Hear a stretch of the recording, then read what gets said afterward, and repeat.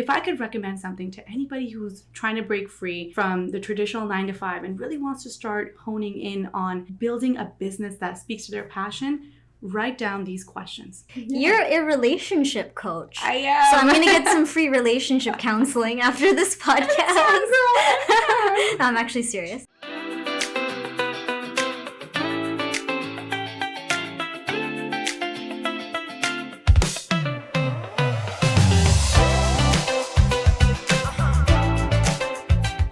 Hello, welcome back to another episode of Glam Glossip by LLBA podcast. My name is Puja. I'm your host today. And if you're new, we are a lash and beauty supply company, and our goal is to help you thrive and flourish in the beauty industry. And today's topic is going to be how to find your true passion, your true purpose, and infusing authenticity into your small business. That is why we have brought a very seasoned professional here with us today. Her name is Shazmeeraa. Hi, Welcome. Yes, thank you for joining us today. So we're going to be discussing your career. Yeah, well, thank you and so much. first of all, welcome to our podcast. Thank you. Thank you so much for showing up. And if you notice, some of you may have noticed we're missing a mic, so we're going to be podcasting on a budget today. So sorry about that. I hope you don't mind. Not at all. We're going to be sharing a mic. It's all good. It brings us closer, right? That's what we want. We want to get closer. Exactly. Yeah. Today's episode is all about like authenticity, relatability. So this is perfect. So first question, we're going to jump right into it. Tell us a bit about yourself, how you got started, your business ventures. Yeah, absolutely. I get asked this question in every single appointment that I go to. Shaz, how did you get started? And I always think back to, when I started back 4 years ago, but really it was more like 3 years ago because the pandemic helped small artists like myself. It's really where I got a lot of my exposure from. But when I really look at why this business has transformed to the degree that it has for me is, I have a scar between my eyes, which was from a very devastating injury that nearly took my eyesight. But what I noticed growing up was other people noticed the scar more than I did at times. And oftentimes I felt like the beauty place wasn't really always that inclusive. And that's where I decided, you know what? This is a high time where I can infuse my own feelings around beauty, my own personal ethos and values, and really make it a safe space for a lot of people. And I thought, you know what? This is all just me. This is just in my head. Nobody else, like everybody else, is secure about themselves. It's just me with my scar. But I found out, meeting my clients, really connecting with them, that everybody has something that they're insecure about. There's no one in this world that's flawless. So the concept of flawless beauty doesn't resonate with me. And it doesn't resonate to a lot of my clients. So when I work with my clients, when I now have developed a bigger mantra about my business, is to make sure to enhance their features, never to make it flawless, because you're going to have the flaws. It's going to be there, but we can redefine that, tweak that to make it more relatable to you. And so that's really what's made, Shaz Studio as beneficial to me as a person, as a professional, and as a human being. So we should mention your IG is Shaz Beauty Studio. Shaz Studio. Shaz Studio. It's just Shaz Studio. Okay, so it's not Shaz Beauty Studio. No, okay, my bad. No. Shaz Studio. We're going to have it linked in the description. So anybody who wants to check out your IG, your website, all of your links are going to be on YouTube and probably on Spotify, the equivalent as well. Just don't have a website yet, but okay, I will that's work okay. on that. Yeah, definitely you need a website for sure. So Yeah. how did you actually get into beauty and makeup? You mentioned you have a scar, which is not really noticeable, to be honest, but was that what kind of inspired you or kind of motivated you to get into beauty and makeup? Have you had this scar from like an early age? Yep. I was about 6 years old and I got hit by a swing. I hope it's okay to mention anything graphic, but I essentially... Trigger warning. Yes, trigger warning. When I was about 6 years old, I did get hit by a wooden swing, and I remember just going black for a minute. But that was kind of the start of a journey, a very transformative journey for me.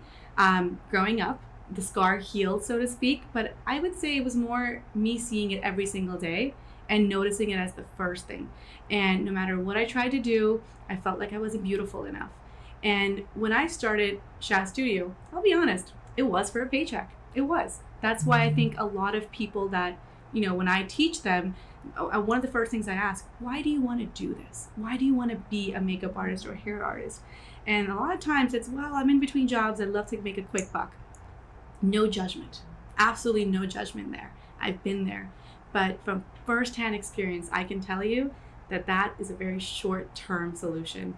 You're going to have moments where you're going to have self-doubt. You're going to have moments where you can't handle negative feedback, constructive criticism. You're going to run out of money. You're going to feel frustrated because you've had months of no clients.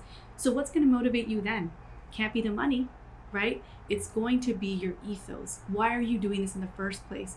So for me, when I had those moments, and trust me, I had a big chunk of those, but one of the ways that I moved past that was, wouldn't it have been great if Shazmeeraa had someone who spoke to her nicely about her scar, someone who didn't point out her scar, or when I told my story was more empathetic and kind and said, you don't need to hide it or get surgery. It looks beautiful on you just the way it is. And perhaps you can enhance other parts of your face, because my face has many features that I love, like my smile or my eyes. And so that really became my mantra, because I realized once I zoomed out a bit that I really focused a lot on what wasn't perfect and forgot everything else that is there, that's been there. I get to see from my eyes, I get to smell, I get to taste. And why am I forgetting all those beautiful features just because one thing didn't work out right? So that's really what ended up motivating me to keep going. And I remember distinctly during the pandemic, there was one point in my life where I'm like, I'm going to close Shaz Studio. It's dry. It was drier in the Sahara Desert. I'll be honest with you. During the pandemic? During the pandemic, just right in the early stages, because there was lockdown, lots of things were happening. And I was like, you know what? Now that the pandemic's here, no one's going to care. It was just like, I think the first month, it was March 2020. And I remember just feeling demotivated. And I was like, you know what? Let's just go one more step forward. Let's just wait one more month. Let's just see what happens, because just because I'm not busy, it's not a good enough reason to give up on my initial business. And lo and behold, then the summer season came, which is a very heavy bridal season, as we all know. The months from, May to September, October are very busy for a lot of weddings. And I ended up getting a lot more clients purely because a lot of the bigger artists were busy. And so that gave a really small window of opportunity for smaller artists like myself. And that's when I decided, am I going to wait for a certain situation to happen, or am I going to make it happen? I have a small window of opportunity. Let's go in guns blazing. And I did. I reached out to people. I reached out to bloggers. I reached out to anybody because I was new. And to pretend that you know it all just because you have all this makeup and you're good at it is not enough. You need to be able to be in that student position and always being able to learn. I reached out to people and said, hey, if you have an event coming up, I'll be happy to do your makeup and hair. Please feel free to reach out. And I did. And I had this one big blogger who ended up giving me an opportunity. She enjoyed my service. She really enjoyed my company and the delivery of service. And she ended up giving me really a great feedback on her Instagram post. And she was quite popular. And that got me the exposure I needed. But when I look back at that exact situation, how happy am I that I didn't give up just because I wasn't busy? I'm happy that my motivation there was I started something from scratch with no business education, with no school, no prior experience, but I still made a page. That in itself was big enough. Why don't I wait it out, take it a step further, have compassion for being where I'm at, and my God, am I glad I did that. Because today I have so many happy clients. I'm booked and busy every single summer, every single wedding season. I get to teach clients, which is a huge passion of mine. And I'm on this podcast today. What are the chances? That girl would never have thought this would happen in less than 5 years? I'm grateful. And you gotta be in this game. Wow, that's an amazing story. Thank you so much for sharing that with us. Because, we at LLBA, we really love supporting women entrepreneurs, women business owners. We love seeing women, be girl bosses and be successful and love what they do. So you're definitely like poster child for that. Thank you so much. It's a lot. And, thank you. Maybe you can talk a little bit about how did you, or maybe not you yourself, because I think you might have answered that already, but how does one find their true passion and purpose? Because I think a lot of the times we have that dream, or, you know, your heart always knows what it wants, but your brain is always talking you out of it. How do you actually find your true purpose, your true passion? How do you like align that? Is there like a process of like aligning it with your interests, with your values? How do you find that purpose that kind of gives you your motivation and direction? Absolutely. I think this is one of those questions that is so important, not in just as a business owner, but in every walk of your life. One of the things that I recommend, and this is going to sound very crass, but write it down. I am a good old-fashioned paper pencil person. But same, love it. Yeah, it may feel like you're in the millennial when. Yeah, you may feel like you're just, you know, doing it like good old rock style, but write it down. I also think today I digitized from my journals to OneNote on Microsoft really helps as well. I create pages for, you know, for revenue to what I'm hoping to do in the next year for my business, teaching, travel, on many things. But if I could recommend something to anybody who's trying to break free from the traditional 9-to-5 and really wants to start honing in on building a business that speaks to their passion, write down these questions. Write down what makes you happy, what motivates you, what will enhance or enrich your life, how will you enhance or enrich your life once you have this, and then also get practical on how will you get there? What are some of the challenges and barriers that you expect to have? When I started for my own self, I didn't know that some of the challenges or barriers I would have would be around people bargaining. I never thought that that's something I would face, but as a South Asian, and I'm not saying South Asians do this exclusively, but that is a very real part when you're doing a service delivery. The prices aren't always set in stone to people, but you need to be able to address that. How are you going to handle constructive feedback? Can you handle negative feedback, or are you just looking for compliments? How can you translate constructive feedback and make it something that's going to fuel and motivate your business to go further? Because that takes a lot of honesty with yourself. Are there things that you can improve on yourself, and are you okay to improve? How are you going to benefit from this? There is no reason to go out to Sephora and buy, $500 worth of makeup products only not to use it or how to use it. That makeup's going to sit there and it's going to expire when it could have just gone to me. Let's be real. Could have gifted it to me. I could have used it. Yeah, I'm kidding. All right. You need a plan. You need a plan. You need a business plan and have a certain amount that you will invest in your business. You need to work on the opportunity. So what I'm essentially carving out for you here is a bit of a business plan. So you start for the why, the how, where, and you get more specific there. Another thing to have is a mantra. I have a 3-word mantra, okay? And it goes professional, compassionate, and trustworthy. You're working with people on some of the most special days of their lives. These are brides we're talking about. You're going to be the first person to see them and the last person to see them before they go off into to walk down the aisle.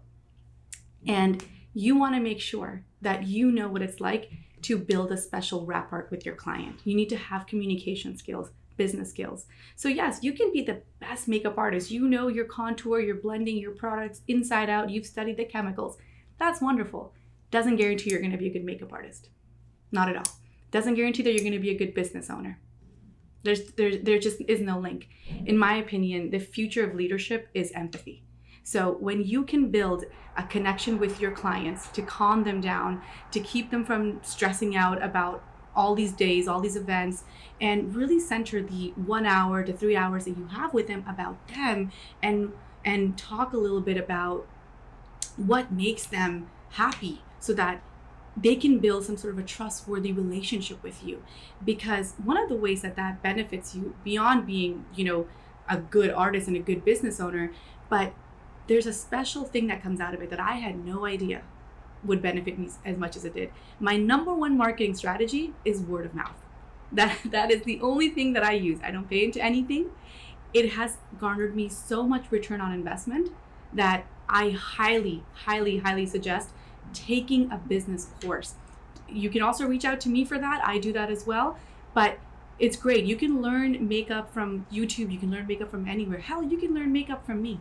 But to be able to build a connection with your client where you are trustworthy, where they can rely on you and depend on you and trust you to do their hair and makeup, to make them feel beautiful, not just look beautiful. That's a whole set of skills that I think severely is underrated in business. It's not taught enough, and I've learned a lot about that. And so I would say venture away from having 50,000 followers as your only way of talking to people about your business. I got this business page, 50,000 followers. People buy followers all the time. I've been advised that myself. I believe in slow, consistent, organic growth. And in the end, when you're booked and busy, it doesn't matter how many followers you have, because your work ethic will speak for itself. So those are just some of the great tips that I've learned from my own self on how to start your business, how to really, carve it out and then start to put it into practice. So for myself, I think I would recommend for anyone getting into beauty, start doing makeup on your sisters, your friends, your mom, your coworkers, anybody that can give you that time of the day, and treat them like a client. Don't treat them like a friend. Treat them like a client that you are conducting professional business with, and make sure to have that human piece, that emotional wrapper. Don't treat them like a transaction. People can read right through that, and there's no reason that in this heavily saturated business that they'll come back to you when you're treating them like a transaction. So that's what's going to set you apart, is how do you instill your own twist to it. I believe empathy is a big component of my business, which is it's one of my mantra from professional, compassion, and trustworthy. Compassion is a big way of how I communicate to people. I want them to feel seen, and that's essentially how my business gets seen as well. Wow, that's amazing. And so you talked a lot about empathy and compassion and in terms of how you communicate with people. And I definitely agree that's highly effective. Yeah. Can you talk more about how you infuse your authenticity into your business? Yeah. Do you share you mentioned you don't have a website and you don't advertise, it's all through word of mouth. So do you share your story with your clients? Like how do you infuse your authenticity specifically, your unique authenticity into your business? Absolutely. So one of the things that I find really helpful for people when I'm in those moments and those appointments is to really talk to them about their own life. This is a dedicated session for the bride, for the therapy client. Session. It's a therapy session. Pre-marriage therapy session. That's literally it. I am spending the next how many hours with her, and I'm talking about her. I have specific questions that I would ask them to make sure that they feel comfortable in my space, because if she's feeling angsty, she's feeling tired, she's feeling stressed because people won't stop commenting or messaging her, she's going to feel stress, and the look will come out less than what I intended to. So some of the things that I tell my brides is put your phone away. You don't need that right now. Everything that has been done up until this point. Let's talk about you. And then I would have certain probing questions. You can also research them online on how to have more positive, solutions-focused questions.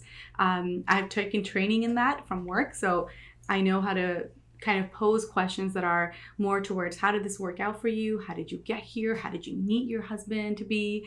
Those kind of questions make people feel elated. They want to talk about this. Mm-hmm. They don't just want to talk about how you're going to curl their hair and this. That's important, but there's a dedicated session to that I do. So in that moment, we're talking about them. Another thing that I do is when I'm talking to them, I'm essentially collecting information that I'm going to use in my post. So when you post that content online, it's not just a single caption like, Puja Sangeet look. It's more about Puja. Puja is a soft-spoken woman. She has charisma. She has all these ambitions that she wants to put forward, and I could incorporate that into her look. I gave her a bold eyeliner to talk about her personality while infusing a soft lip to talk about her heart.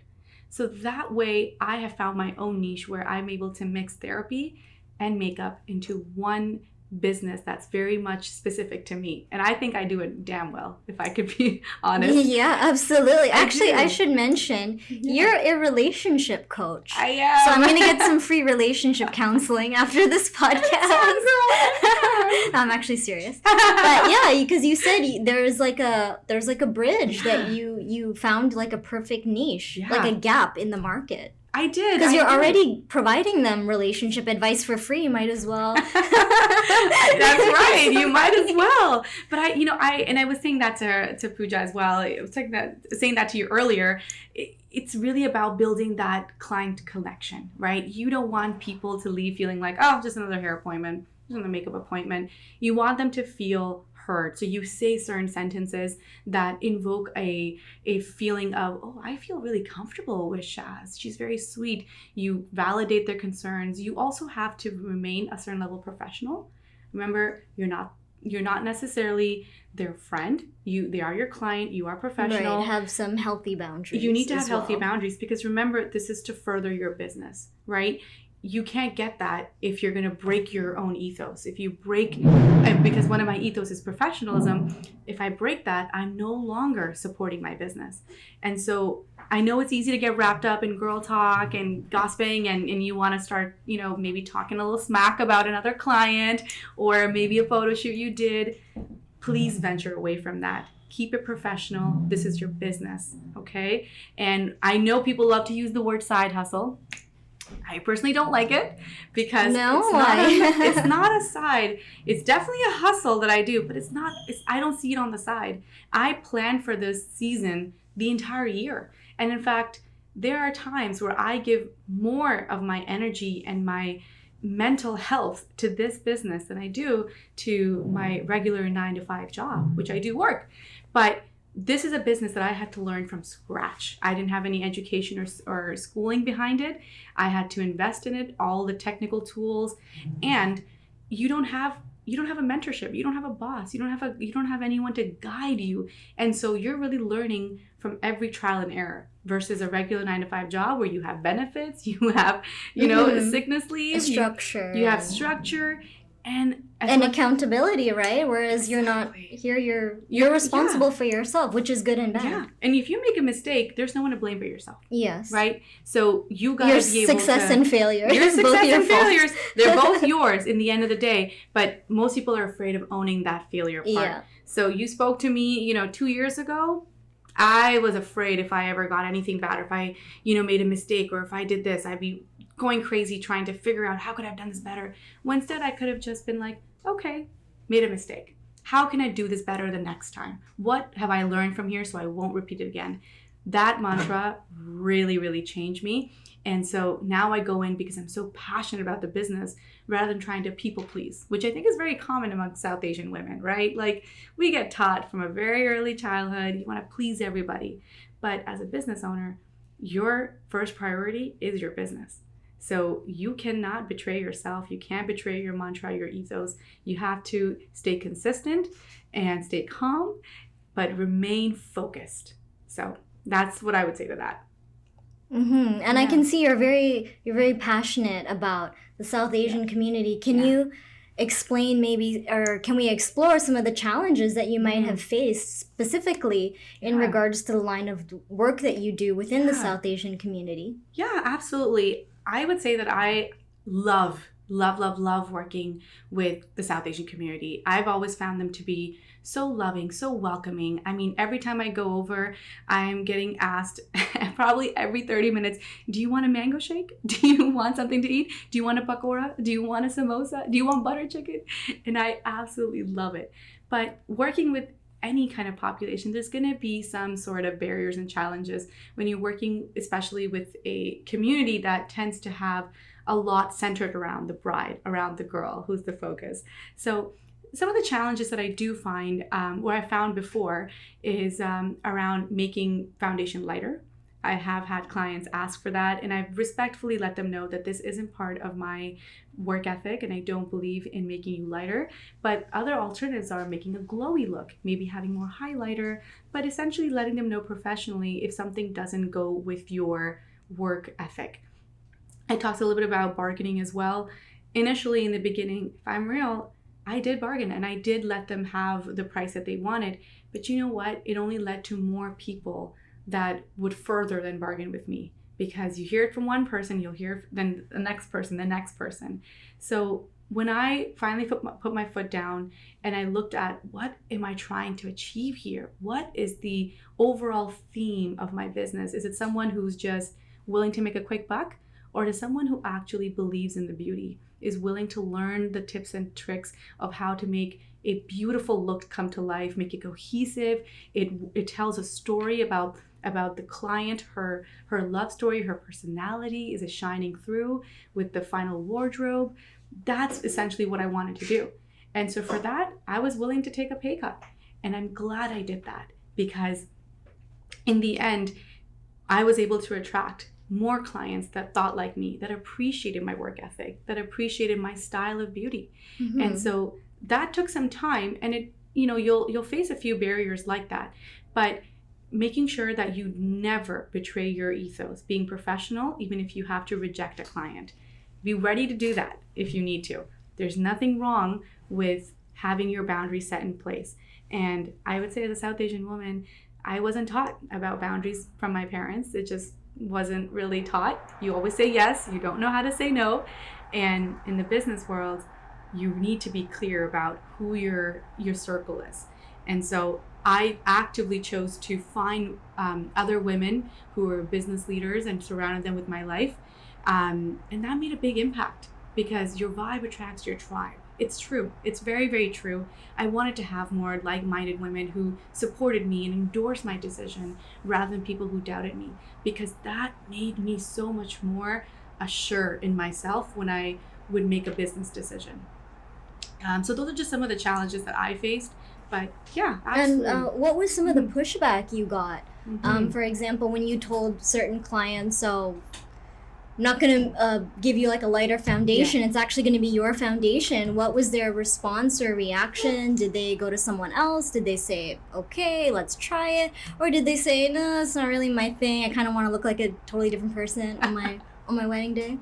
What was some of the reactions that you got? So it's really interesting. I got offered more money. To do it? Yeah, they're like, I'll pay you more money. And so it was tempting. I said, they're like, you know what, we'll pay you more money if you can just provide a lighter foundation. Wow. Now, I will say it's a little bit more common amongst the elder population. They do have a bit of a feeling, maybe from whatever old Bollywood movies, to look lighter. Colorism. Yes, that's the word, colorism. And that doesn't jive well with me. And so I let them know, while I respect your offer, it's still going to be a no, because it does not go with my work ethic. So that was definitely an interesting one. Wow. Yeah. Proud of you for staying true to your values. Thank you. I knew it was going to fire back. Because a lot of people can talk a big talk, but when it comes down to it, not everybody can, actually stay true to their own values. Yeah, absolutely. And I mean, it goes both ways, to make someone darker too. Like, it's, colorism works in both ways. We know this with cultural appropriation. We see it all the time in social media. And so it's a really bit of a fine balance. But I'm very clear about what I believe beauty is. It's not to make you look like a different ethnicity or a different culture, but it is to make you look like yourself. And so I see this sometimes when I have fusion weddings, right? If I have someone who's Caucasian marrying someone who is from a South Indian background, or even within South Asian backgrounds, if I'm having someone who is Sri Lankan and they're marrying someone from Pakistan, there's often a little bit of a cultural fusion, if you will. And I think that is the most exciting part about my work, is I get to show them a little bit about, well, this culture does this, and perhaps you want to try draping it like this, but I still want to keep true to yourself. So maybe we won't do the eyeliner your mom wanted, but we'll do the eyeliner you wanted. So I've often said that to clients where, they've had in-laws or their moms come in and say, no, this jewelry looks better, and the bride feels uncomfortable. She's like, I don't know about this. And I always just say to her, this is about you. You hired me. So we're going to do what it is you want. And so we're going to walk that walk, strut that walk, and walk in with confidence. No one's going to question you. And no one does. And what about any challenges you faced in the Western beauty community? You know what? I find that sometimes there is a little bit of colorism again, but I find that they don't often understand how we do our makeup. We're not within South Asia. You have different skin tones, you have different cultures and different backgrounds. And so I feel like there's a bit of a one size fits all kind of approach in the Western kind of makeup industry. And I find that sometimes if I get a Caucasian artist, they're thinking that they're going to look like a Bollywood actress. And they're showing me pictures of like Kareena Kapoor or this person or that person.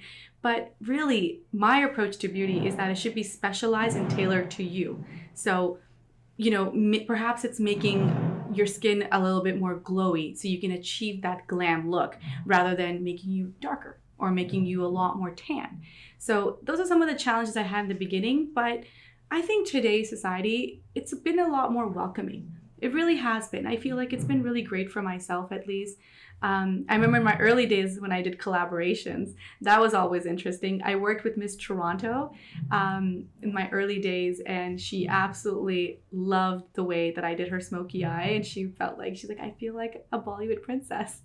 And that was really sweet to hear because I was able to introduce Bollywood makeup or South Asian style of makeup, which is a little bit more bold. It's really kind of confident. It's really in your face. It's got a lot of color. It's got a lot of kind of, a lot of presence to it. But I was able to translate that in a language that she was able to understand and digest better because it suited her face. So definitely I steer away from the one size fits all. Yes, you have an overarching mantra, but you got to tailor to your clients. So that was a lesson that I think I learned early on in my career. And what are some of the ways that South Asian women, such as yourself, can kind of set like a new beauty standard? Like you mentioned, the older generation has sort of one mindset towards beauty. So how can you set a new standard of beauty as a makeup artist? Yeah, I would say being very, I would say that being consistent to your ethos has really helped me. So whether it's saying no to going to a lighter foundation or doing something that just doesn't sit well in your body, take a moment to really reflect and pause on that. Do you want to modify or really, betray your own values and how you started your business? Because if you are going to do that, you'll see a price to be paid down the road. For example, you may end up attracting clients who request the same thing because word got around that, you can do it for that price or you can do the lighter foundation. I didn't want that to be my reputation. I wanted my reputation to be based on someone who is skilled, talented, professional, and empathetic. So one of the ways that I have found to kind of carve out that niche is to veer away from how a lot of our older generation kind of looks at beauty. If I can be honest, it's not the only way. It's one way, but it's not my way. And so you stay true to that. Another way that I've looked at is being able to stay open-minded. I think beauty in itself has a lot of different ways of doing it. There's a lot of different palettes out there, a lot of different colors. You have to be able to try to infuse other makeup artist techniques. I definitely take a lot of tips and tricks from other, Western makeup artists, really big ones from LA. I think Makeup by Spencer is a really good one, but essentially being able to kind of push the envelope a little bit and not sticking so much to the traditional way. I know that a lot of people come from perhaps Pakistan or India and they have, a certain mindset about how blush should be applied. It should be really popping. But perhaps in our society here, in Western society, it may not look the best on you depending on your entire attire. So I would say just because a red dress or a red lip is what is done back home, don't feel the need to stick to it. So as a makeup artist, I often don't do traditional makeup because I don't think it looks good, but also I don't think it often shows the yeah, I'm sorry to say, it doesn't always I look don't good. think that makeup is even traditional. Like, yeah, my grandmother would never wear makeup like that. I think it's modern Instagram bridal makeup. It's modern Instagram bridal makeup. Yeah, absolutely. But being able to stay, just very flexible. For example, if a client asks for something that you haven't done before, let them know. Let them know that this is new to me. I can do some research on this, but would you perhaps look at something else that I've done and see how perhaps this can translate into you? Be okay with providing the consultation. You're the professional here, right? Be able to raise your voice and say what it is that you think will produce the best outcome for both yourself and your client. So that's, I think, one of the ways that we can definitely transform beauty is to provide a little bit more consultation around it, provide them more education. And remember, makeup is great, all that is amazing, but there's more to beauty than just products. It's also about your own mental health. It's about what are the kind of energies that you bring into every room. If you're coming in, oh, I'm so angry, I just did like 5 clients, so tired, your bride is going to feel like crap, for a lack of a better word. They're going to feel like they're a burden to you, when really you're here because no one forced you. You agreed to this. So come in with a sense of gratitude and be willing to learn from your clients. I've had moments where I've learned from my clients about how to do something better, whether it's a little bit of a hair, a hair tip, or perhaps putting something to make their their ear not as numb when they're wearing heavy jewelry. So be able to learn. Don't act like you're the subject matter expertise all the time, but know when to use that. Find that perfect balance of when you can provide them guidance, that mentorship on how we can better construct a look that goes with their entire outfit, their jewelry, and what their headspace is going to be at for that day. And also be able to listen to them and say, what do you think can make this better? How could we take this to the nth degree and really enhance it? And so that real good balance, I find, is helpful. And I think this is how we can transform the beauty industry a little bit better to a more kind of shared leadership approach. And like I said earlier, I think the future of leadership is empathy. And when you're in that position as a service provider, you have a lot of autonomy. So make sure you know your stuff. Make sure you know and be honest about what you don't know. So that's what I would say. And do you have any advice for people who might be struggling to find their true purpose or passion in terms of their career path? Yeah. I mean, I think there's so much advice out there in general, right? But what I would say, if I look at this from a business perspective and how I started Shaz Studio, is really going back and understanding why you want to do this in the first place. They're in this world of remote jobs, as we've seen come out of the pandemic. You could have any job in the world, but will you be happy? Can you see yourself doing it for the rest of your life? What is your reason behind it? How does this job or this business that you want to venture into, how is it going to enrich yourself? And so I think for myself, and what I would say to a lot of people, is really start to write down why it is that you want to get started. Write down those goals, create a vision board for yourself, and actually read it every day if you can. If you're busy, I understand people have their moms, their wives, they've got a lot going on their plate, but if you really wanted to, you could, right? This is that one sentence that can apply to relationships, but the relationship with yourself is the most important one, right? True. We're here for a short time. We're not here for a long time, but to make this short time really worth it, you have to give yourself the avenue to express yourself. I express myself through makeup. It's a channel. That's one of my channels. I have my relationship business. That's one of my channels. And then I have my 9-to-5 as an epidemiologist. That is one of my channels. Oh, wow. You're an epidemiologist? I am. Wow. Yeah. And you know what I've learned? A lot of big hair and makeup artists, a lot of them come from, traditional backgrounds like accounting, engineering. Yes, we've seen doctors. that a lot on this podcast. Yeah, it's very common. They're very educated people. But to be creative, to be passionate, you don't need an education. What you need is to be true and authentic to what you know and what you don't know, and what it is that you hope to become. So write a letter to yourself in 5 years from now. This is something that I do whenever I get scared, or feel like I'm not enough. I get those, what as RuPaul Charles calls it, your inner saboteur that comes in. Everybody has one. And so what I would do is I would bring out my notebook and I pretend that I had a call with my 5-year older self. She's in a much better place, and I ask her all the questions. And she reassures me. She tells me that I'm going on the right path. She tells me that everything is fine where she's at, and everything I'm doing right now is going to lead to that point. So whether you're making big strides or small strides, just be consistent. Keep it going day to day, right? And you don't need to have a big goal of 50,000 followers or making $1 million in 1 year. Maybe it's just about making the next month. Maybe it's just about having one client this week. That's what I used to do, honestly. I would be like, you know what? I want to have 4 clients this month. I want to have 5 clients this month. And I would start that way just to get the ball rolling, eventually to a point where I lose track of how many I have because it's just a booked and busy season. So that's what I would say to a lot of people beginning. Start to understand why you want to be there and figure out how you can go there, and then really link it to your short-term future self. Because when you see that vision, that's what's going to motivate you every single day.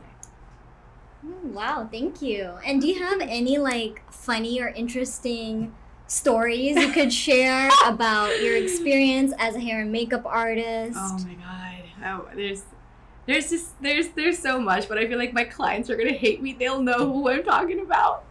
But let me see. Okay, a fun and interesting one. Okay, this was a fun one, and she knows this, and we both laugh at this, so you know who you are when I'm referring to you.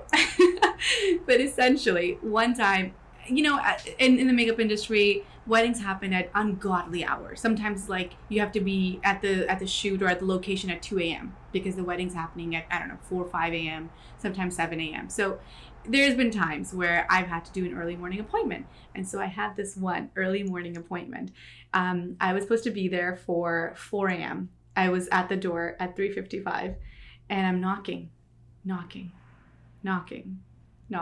for probably a half an hour, and no one answered. And then I'm going downstairs, and I'm carrying a lot of stuff, and I'm like, am I at the wrong location? There's no way. And turns out I got a call about 45 minutes later saying, I'm so sorry, I fell asleep. I woke up, but then I fell asleep because the bed looked really comfy. So that was, at the moment, in the moment I was like, oh my God, that we only have a certain amount of hours. But I also understood, you know, she's a mom. She's got kids. It's a crazy day. The wedding is, you know, part of her family. So in that moment, I could have been stressed out and be like, well, how dare you? Or I could have just laughed it off, be like, of course it's happened to me, right? Of course it's happening. This is a part of life. It's a thing you learn.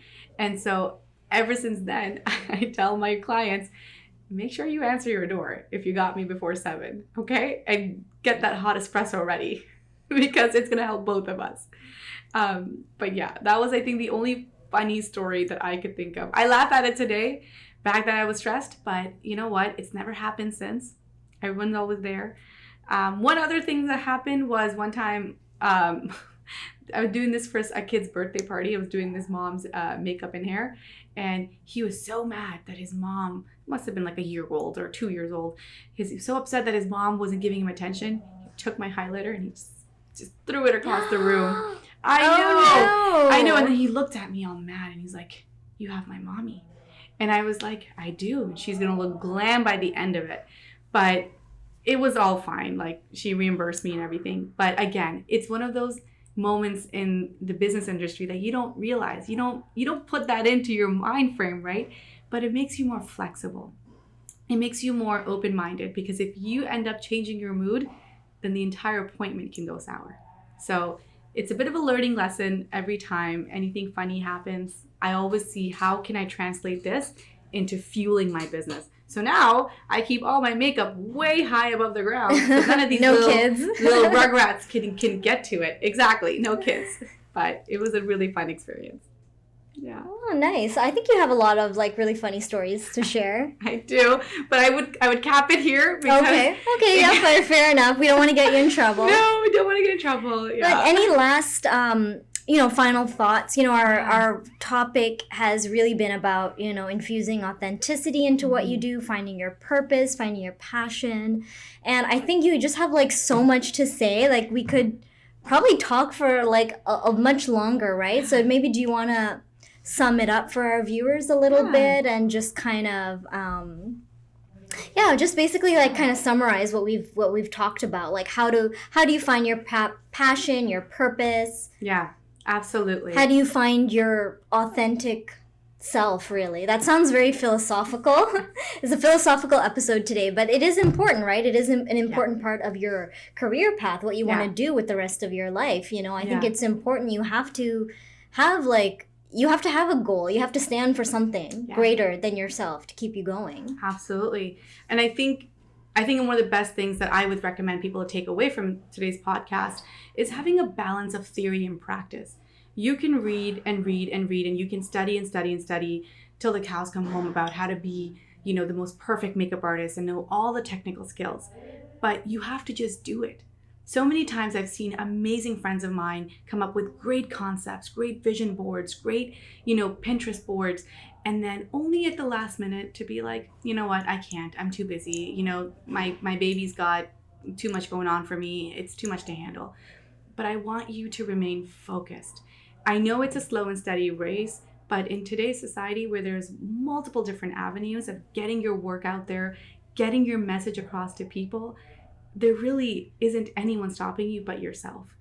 Learn to prioritize yourself. I have a 3-step process that I always take.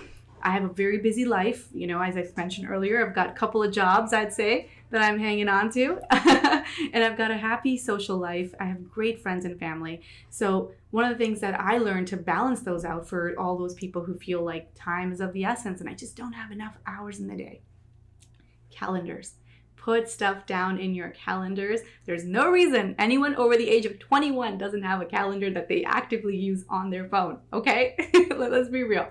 So input everything onto your calendars. Prioritize about what comes first for you. For me, definitely family is huge. I'm a huge family person. My family is very important, but my business is a very, very important part as well. So I know that my family will understand if I have to prioritize a business appointment or a last minute booking from a client who had an artist cancel on her. So that is a very important thing for me. And also know the repercussions.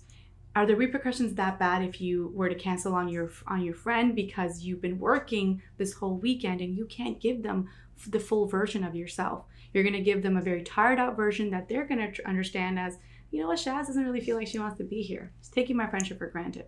It's better you take that moment and let them know very honestly, I'm exhausted from the weekend of working. Is it okay if we reschedule? I'd rather be 100% authentically present. And essentially what I'm teaching you here are everyday things that you can incorporate to become more in tune with yourself. It's not as simple as an overnight solution where you write it down and it's going to be magically appearing the next day. It's an everyday practice. Then you learn to be in your body. Now you can go towards drafting that OneNote document that I talked about earlier. And at this point, Microsoft just sent me some sort of like little piece of, you know, money for how much I'm endorsing this product of theirs because it's so good. You can write down about your business. What would your ideal business be if money wasn't a problem? And I guarantee you that you can find a way, even with very limited funds. So start writing out, scoping out your life.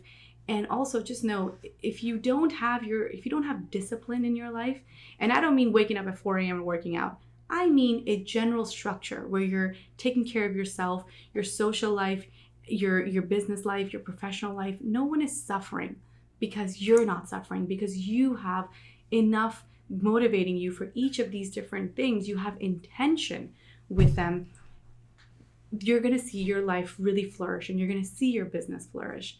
So that's definitely something for me, and something that I would recommend people to get started on right away. The time to start was yesterday, but today's a good day too. Whoops. Well, I definitely struggle with, getting started, and I have all these dreams and goals that I just need to actually do. Yeah, just write it down and see if you can achieve one of them in the next month. Maybe it's creating a page. Well, I'm the queen of to-do lists. I just never cross them off. But anyways, thank you so much, Shazmeeraa. And why don't you... I was going to say, actually, you should be like a life coach, too. Because you're already a relationship coach. You're already makeup coach, whatever. Yeah. You should be a life coach, too. Because you have, so much good, positive energy and, really good advice for people who might be, kind of struggling to, find their way in the world. Yeah, well, I appreciate that. I don't know if my time permits it because I'm already pretty swamped with things. But the truth is, many times in my appointments with brides, with clients, I end up giving them a little bit of coaching on life and how they can improve certain parts of themselves. It's really one of the reasons that I'm so motivated to go in and do my makeup and hair appointments. I sometimes lose track when I'm curling their hair because we're talking about something bigger than just the look in the end. The look is a comprehensive summary of our time together. So yeah, life coach perhaps in the future, that's what's for me. But if I could talk about, what I do hope to have for my business one day for Shaz Studios, I would love to be able to host a masterclass where I talk about that social piece, where I can talk about how to build rapport with your clients. I gave a little bit of tips and strategies today, but this is an entire niche that I could go on for hours about. But that's definitely where I think I see myself going eventually. I've done a masterclass before. It was to help out to fundraise for Palestine and Syria, and that was my first online virtual class. So happy with the money we raised. I was shocked that people were interested. But again, I think that's that inner saboteur coming out thinking, who would want me? When the truth was, people were really happy with my work and the things I taught them. So again, it's just to say, you don't know until you actually do know. So really, I want to motivate all of you to get out there and just take one step, because you're one step further from getting it done and being happier where you are. You're going to feel so much more, accomplished and proud of yourself. And having that support system, even if it's one friend, another friend, to just kind of give you that pat on the back. That's all we need sometimes, because we're resilient people, right? But we sometimes need a little bit of a pick-me-up. So don't be afraid to ask for help. Well, we'd love to have you back. Thank you so much, Shazmeeraa, for joining us on today's episode. It was so lovely having you. And I think we had a really awesome, interesting conversation. And I really wish we could talk more. There's so many questions I want to ask, but I'm like, no, I gotta stay on topic. But yeah, we'd love to have you back. So thank you so much.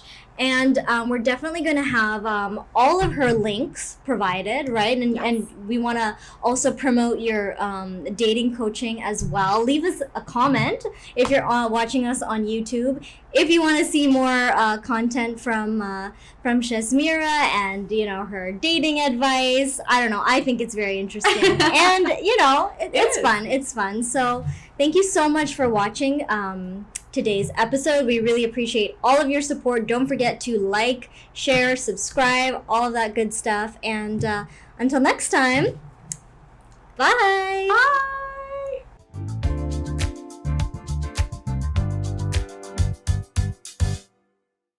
Wow. Okay. Might be a lot. I think you should be the host. I don't know why I'm nervous for no reason. Okay. Does it happen every podcast? Yes. Yeah. Okay. So this is normal.